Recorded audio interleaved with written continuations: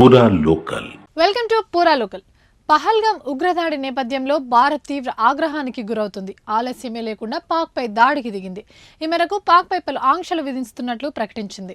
ఉగ్రముఖులకు ఆశ్రయమిస్తున్న పాకిస్తాన్ కు అందిస్తున్న వీసా సేవలను నిలిపేసింది. ఆ దేశ దౌత్యవేత్తకు సమన్లు జారీ చేసింది. పాకిస్తాన్ కు చెందిన ఎక్స్ ఖాతాలను నిలిపేసింది. ఆ దేశానికి వివిధ కారణాలతో వెళ్లిన భారతీయులు వెంటనే తిరిగి రావాలని ఆదేశాలు జారీ చేసింది. అంతేకాదు పాకిస్తాన్ కు చెందిన ఓ నటుడి చిత్రం విడుదలను కూడా ఆపేసింది. మరోవైపు పహల్గాం దాడిపై దేశవ్యాప్తంగా ఆగ్రహ జ్వాలలు ఎగిసిపడుతున్నాయి. పాకిస్తాన్ కు ఉగ్రవాదులకు వ్యతిరేకంగా నిరసనలు వినబడుతున్నాయి. బాధితుల కోసం కొవ్వొత్తుల ర్యాలీలు చేస్తున్నారు. ఇదిలా ఉండగా తమపై ఆంక్షలు విధించిందనే కోపంతో పాకిస్తాన్ భారత్ పై విషం చిమ్మింది. భారత్ అమల్లోకి తెచ్చిన అన్ని అంశాలను తమ దేశం కూడా విధిస్తోందని ప్రకటించింది. కీలక సిమ్లా ఒప్పందాన్ని నిలిపేస్తున్నామని వెల్లడించింది. తమ గగనతలంపై భారత్ విమానాలు రాకపోకలు నిషేధం విధించింది. ఈ ఘటన తర్వాత వీసాలపై పెద్ద వేటే పడిందని చెప్పుకోవాలి.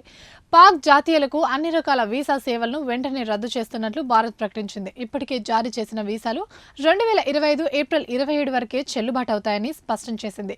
మెడికల్ వీసాలు 29 వరకే చెల్లుతాయని, ఈ గడువు ముగిసేలోగా వాళ్ళంతా భారత్ను వీడి వెళ్లిపోవాలంటూ విదేశాంగ శాఖ ఓ ప్రకటన విడుదల చేసింది. వివిధ పనుల నిమిత్తం పాకిస్తాన్కు వెళ్లిన భారతీయులు వెంటనే తిరిగి స్వదేశానికి చేరుకోవాలని భారత్ సూచించింది.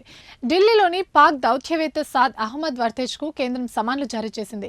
పాక్ మిలిటరీ అధికారులకు పర్సోనా నాన్ గ్రాటా అంటే అయిష్టమైన వ్యక్తులుగా పేర్కొనే అధికారిక నోటీస్ జారీ చేసింది. పాకిస్తాన్ కు సంబంధించిన ఎక్స్ అధికారిక ఖాతాను మన దేశంలో నిషేధించింది. ఉగ్రవాదులు, ఉగ్ర శిబిరాలపై చేపట్టే ఎలాంటి నిర్ణయాత్మక చర్యలకైనా తమ సంపూర్ణ మద్దతు ఉంటుందని ప్రభుత్వానికి అఖిలపక్ష నేతలు స్పష్టం చేశారు.